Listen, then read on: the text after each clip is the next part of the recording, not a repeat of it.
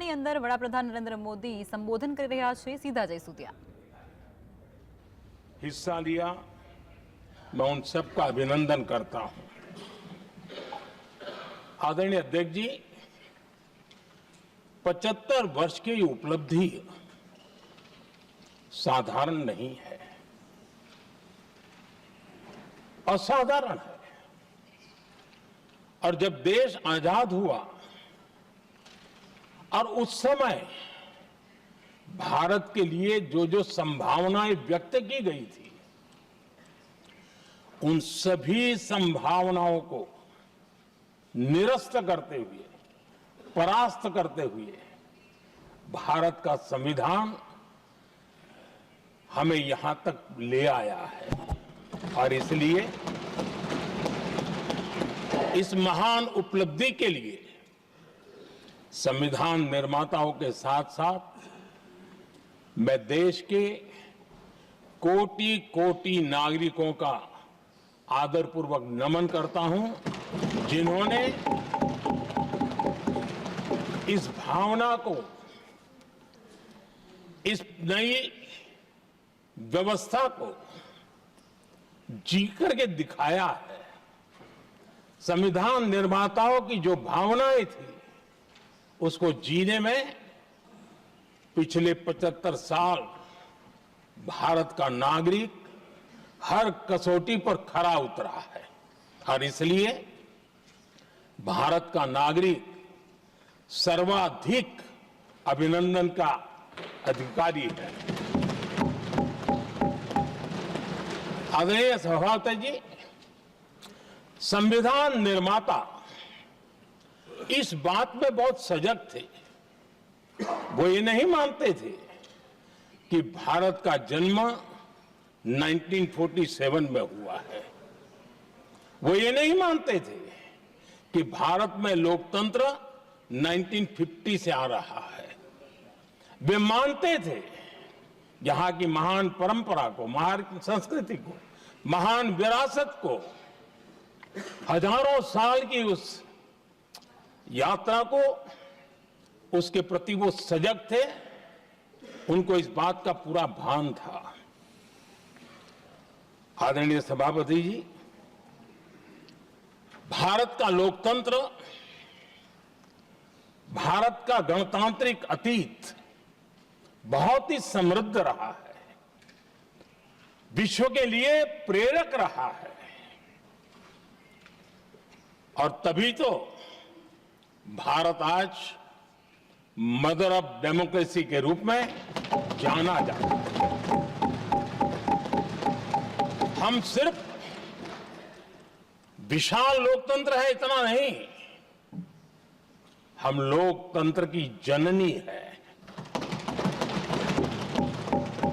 आदरणीय सभापति जी, मैं जब ये कह रहा हूं तो मैं 3 महापुरुषों के कोट इस सदन के सामने प्रस्तुत करना चाहता हूं। राजर्षि पुरुषोत्तम दास टंडन जी, मैं संविधान सभा के अंदर हुई चर्चा का उल्लेख कर रहा हूं।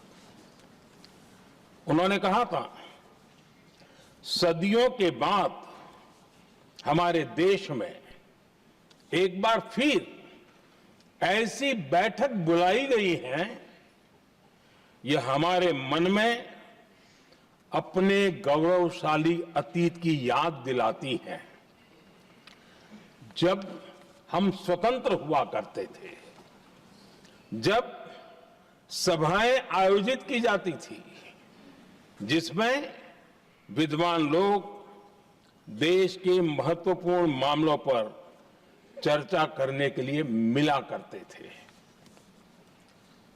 दूसरा कोट मैं पढ़ रहा हूं डॉक्टर राधाकृष्णन जी का। वे भी इस संविधान सभा के सदस्य थे। उन्होंने कहा था, इस महान राष्ट्र के लिए गणतांत्रिक व्यवस्था नई नहीं है।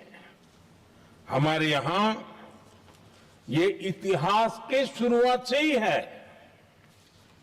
और तीसरा कोट मैं बाबा साहब आंबेडकर का कह रहा हूं।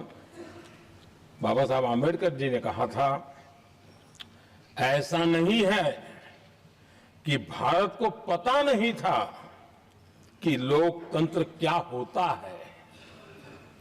एक समय था जब भारत में कई गणतंत्र हुआ करते थे।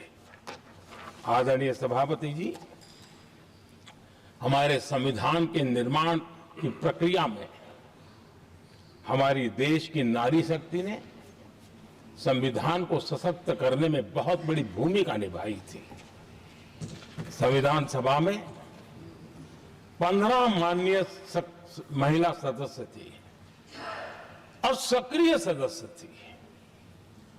मौलिक चिंतन के आधार पर उन्होंने संविधान सभा की डिबेट को समृद्ध किया था और वे सभी बहनें अलग अलग बैकग्राउंड थी, अलग अलग क्षेत्र की थी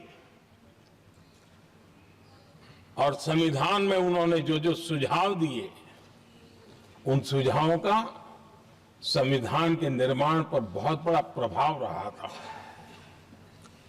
और हमारे लिए गर्व की बात है कि दुनिया के कई देश आजाद भी हुए, संविधान भी बने, लोकतंत्र भी चला, लेकिन महिलाओं को अधिकार देने में दशकों बीत गए थे।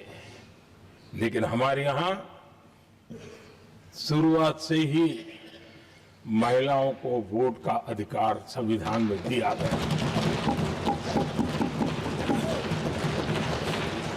आदरणीय सभापति जी, जब G20 समिट हुई, उसी भावना को आगे बढ़ाते हुए, क्योंकि संविधान की भावना को लेकर के हम सब जीने वाले लोग हैं, हमने G20 की अध्यक्षता के दरमियान विश्व के सामने विमेन लेड डेवलपमेंट का विचार रखा और विश्व के अंदर विमेन डेवलपमेंट से अब आगे जाने की जरूरत है और इसलिए हमने विमेन लेड डेवलपमेंट की चर्चा को अंजाम दिया। इतना ही नहीं, हम सभी सांसदों ने मिलकर के एक स्वर से नारी शक्ति बंधन अधिनियम पारित करके हमारी महिला शक्ति को भारतीय लोकतंत्र में उनकी भागीदारी सुनिश्चित करने के लिए हम लोगों ने कदम उठाए। आदरणीय सभापति जी, आज हम देख रहे हैं हर बड़ी योजना के सेंटर में महिलाएं होती है और ये जब संविधान के हम 75 वर्ष मना रहे हैं, ये संयोग है और अच्छा संयोग है कि भारत के राष्ट्रपति के पद पर एक आदिवासी महिला है। ये हमारे संविधान की भावना की एक अभिव्यक्ति भी है।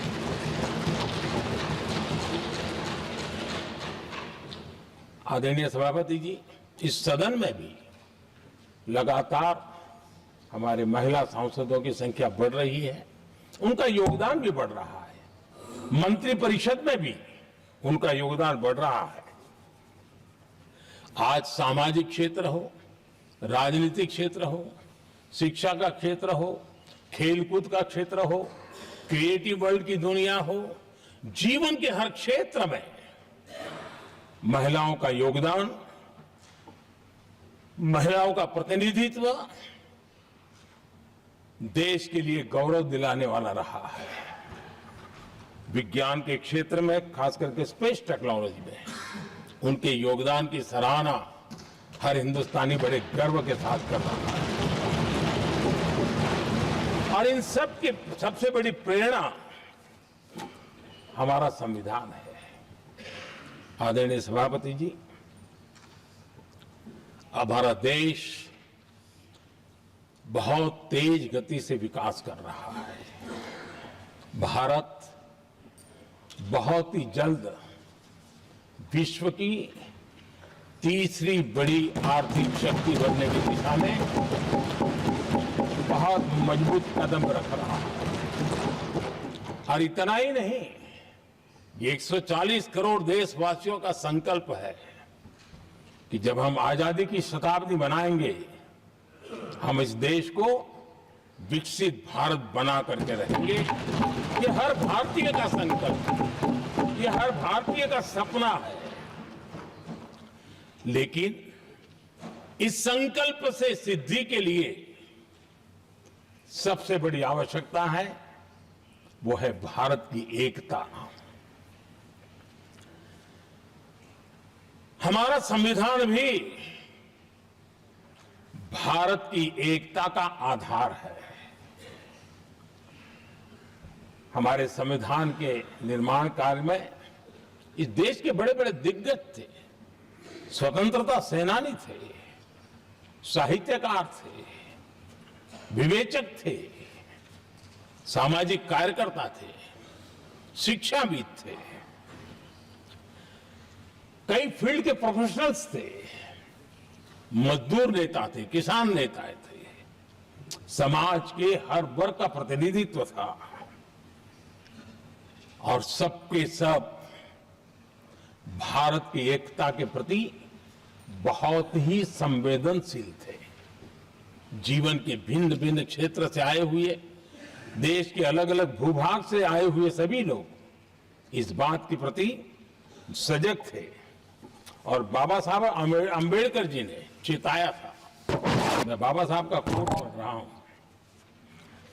बाबा साहब अंबेडकर ने कहा था, समस्या ये है कि देश में जो विविधता से भरा जनमानस है, उसे किस तरह एक मत किया जाए, कैसे देश के लोगों को एक दूसरे के साथ होकर निर्णय लेने के लिए प्रेरित किया जाए, जिससे कि देश में एकता की भावना स्थापित हो। आदरणीय सभापति जी, मुझे बड़े दुख के साथ कहना है कि आजादी के बाद एक तरफ संविधान निर्माताओं के दिल दिमाग में एकता थी, लेकिन आजादी के बाद विकृत मानसिकता के कारण या स्वार्थवश अगर सबसे बड़ा प्रहार हुआ तो देश की एकता के मूल भाव पर प्रहार हुआ। विविधता में एकता, ये भारत की विशेषता रही है। हम विविधता को सेलिब्रेट करते हैं और इस देश की प्रगति भी विविधता को सेलिब्रेट करने में है। लेकिन गुलामी की मानसिकता में पले बड़े लोगों ने, भारत का भला न देख पाने वाले लोगों ने, और जिनके लिए हिंदुस्तान 1947 में ही पैदा हुआ, ये जो धारणा बननी थी, उनके लिए वो विविधता में विरोधाभास ढूंढते रहे। इतना ही नहीं, विविधता के इस अमूल्य खजाना है हमारा, उसको सेलिब्रेट करने के बजाय उस विविधता में ऐसे जहरीले बीज बोने के प्रयास करते रहे ताकि देश की एकता को चोट पहुंचे। आदरणीय सभापति जी, हमें विविधता का उत्सव हमारे जीवन का अंग बनाना होगा और वही बाबा साहब आंबेडकर को सच्ची श्रद्धांजलि होगी। आदरणीय सभापति जी, मैं संविधान के प्रकाश में ही मेरी बातों को रखना चाहता हूं और इसलिए अगर आप हमारी नीतियों को देखेंगे, पिछले 10 साल देश की जनता ने हमें जो सेवा करने का मौका दिया है, हमारे निर्णयों की प्रक्रिया को देखेंगे तो भारत की एकता को मजबूती देने का निरंतर हम प्रयास करते रहे हैं। आर्टिकल 370 देश की एकता में रुकावट बना पड़ा था, दीवार बना पड़ा था। देश की एकता हमारी प्राथमिकता थी जो कि हमारी संविधान की भावना थी, और इसलिए धारा 370 को हमने जमीन पर उतार दिया, क्योंकि देश की एकता हमारी प्राथमिकता है। आदरणीय सभापति जी, इतने बड़े विशाल देश में अगर आर्थिक रूप से हमें आगे बढ़ना है, हमारी व्यवस्थाओं को और विश्व को भी निवेश के लिए आना है, तो भारत में अनुकूल व्यवस्थाएं चाहिए। और उसी में से हमारे देश में एक लंबे अरसे तक जीएसटी को लेकर के चर्चा चलती रही। मैं समझता हूं इकोनॉमिक यूनिटी के लिए जीएसटी ने बहुत बड़ी भूमिका अदा की है। उस समय पहले की सरकार का भी कुछ योगदान है। वर्तमान समय में हमको इसको आगे बढ़ाने का अवसर मिला और हमने इसको किया, और वो भी वन नेशन वन टैक्स उस भूमिका को आगे बढ़ा रहा है। आदरणीय सभापति जी, हमारे देश में राशन कार्ड गरीब के लिए बहुत बड़ी मूल्यवान दस्तावेज रहा है, लेकिन गरीब अगर एक राज्य से दूसरे राज्य जाता था तो गरीब कुछ भी उसके प्राप्त करने का हकदार नहीं बनता था। इतना बड़ा देश पर उसका किसी भी कोने में जाए उसका उतना ही अधिकार है। एकता के उस भाव को मजबूत करने के लिए हमने one nation one ration card की बात को मजबूत। आदरणीय सभापति जी, देश के गरीब को, देश के सामान्य नागरिक को अगर मुफ्त में इलाज मिले तो गरीबी से लड़ने की उसकी ताकत अनेक गुना बढ़ जाती है। लेकिन उसके लिए जहां वो काम करता है वहां पर तो मिल जाए, लेकिन किसी काम बस वो बाहर गया है और वहां पर वो जीवन और मृत्यु की लड़ाई लड़ता हो, ऐसे समय अगर उसको सुविधा नहीं मिलेगी तो व्यवस्था किस काम की। और इसलिए देश की एकता के मंत्र को जीने वाले हम लोगों ने ये तय किया कि one nation one health card, और इसलिए हमने आयुष्मान भारत योजना बनाई। आज बिहार के दूर दराज क्षेत्र का व्यक्ति भी अगर पुणे में कुछ काम कर रहा है और अचानक बीमार हो गया तो उसके लिए आयुष्मान कार्ड होना बहुत इनफ है, उसकी सेवा मिल सकती है।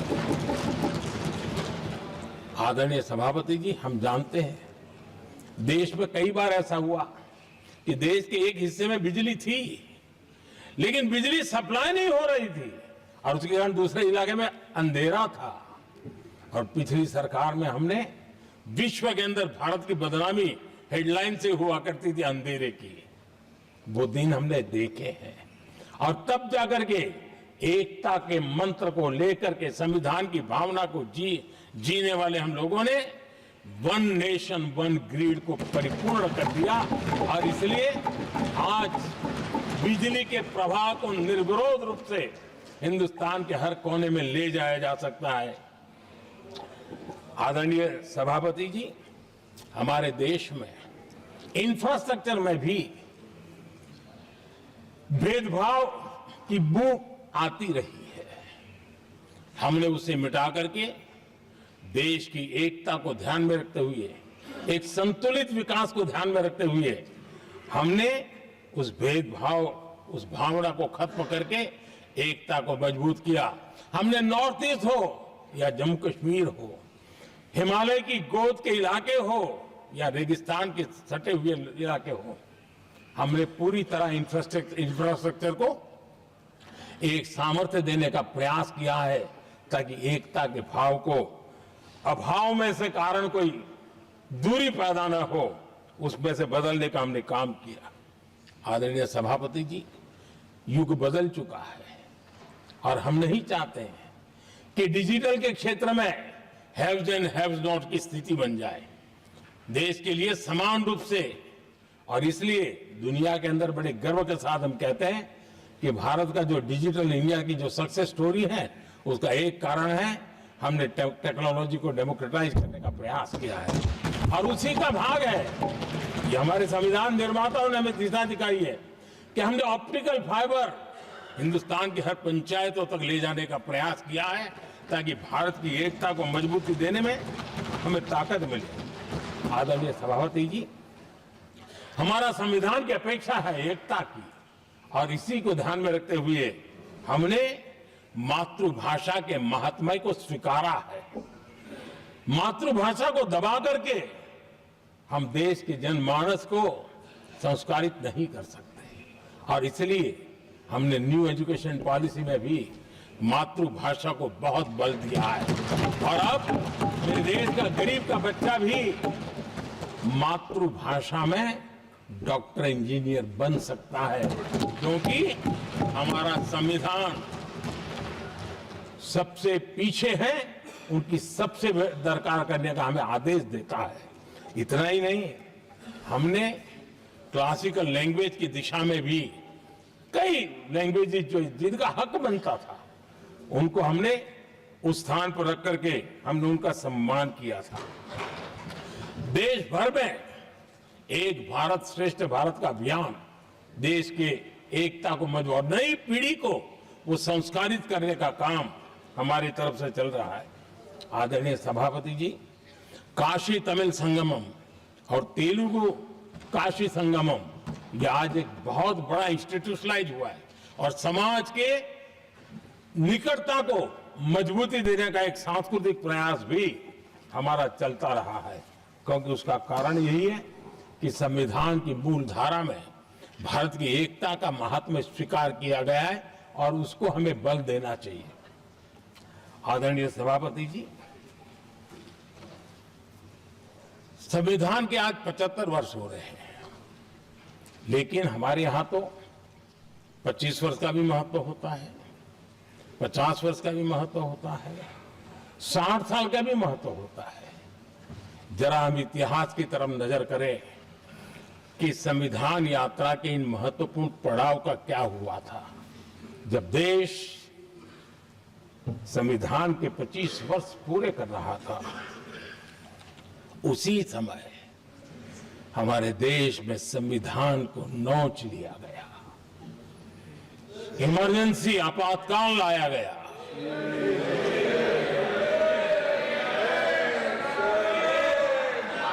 संवैधानिक व्यवस्थाओं को समाप्त कर दिया गया, देश को जेल खाना बना दिया गया, नागरिकों के अधिकारों को लूट लिया गया, प्रेस की स्वतंत्रता को ताले लगा दिए गए, और कांग्रेस के माथे पर ये जो पाप है ना, वो कभी भी धुलने वाला नहीं है, कभी भी धुलने वाला। यह सब हिंदुस्तान, दुनिया में जब जब लोकतंत्र की चर्चा होगी, कांग्रेस के माथे का ये पाप कभी धुलने वाला नहीं है, क्योंकि लोकतंत्र का गला घोंट दिया गया था। भारत के संविधान निर्माताओं की तपस्या को मिट्टी में मिलाने की कोशिश की गई थी। आदरणीय सभापति जी, जब 50 साल हुए तब क्या भुला दिया गया था? जी नहीं, अटल बिहारी वाजपेयी जी की सरकार थी, और 26 नवंबर को 2000 देश भर में संविधान का 50वां वर्ष मनाया गया था। अटल बिहारी वाजपेयी जी ने प्रधानमंत्री के नाते राष्ट्र को एक विशेष संदेश दिया था। एकता, जनभागीदारी, साझेदारी, उसके महत्व पर बल देते हुए उन्होंने संविधान की भावना को जीने का प्रयास किया था, जनता को जगाने का भी प्रयास किया था। और अध्यक्ष जी, जब देश संविधान का 50 वर्ष मना रहा था, और जब 50 वर्ष की पूर्णाहुति हुई, तो ये मेरा भी सौभाग्य था कि मुझे भी संविधान की प्रक्रिया से मुख्यमंत्री बनने का अवसर मिल गया। और मैं जब मुख्यमंत्री था, उसी कार्यकाल में संविधान के 60 साल हुए, और तब मैंने तय किया था मुख्यमंत्री के नाते कि हम गुजरात में संविधान के 60 साल मनाएंगे। और इतिहास में पहली बार ऐसा हुआ है जब संविधान के ग्रंथ को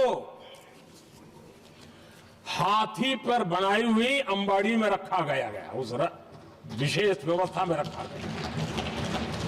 हाथी पर संविधान की यात्रा निकल, संविधान गौरव यात्रा निकाली गई और राज्य का मुख्यमंत्री उस संविधान के नीचे हाथी के बगल में पैदल चल रहा था और देश को संविधान का महात्मा समझाने का सांकेतिक प्रयास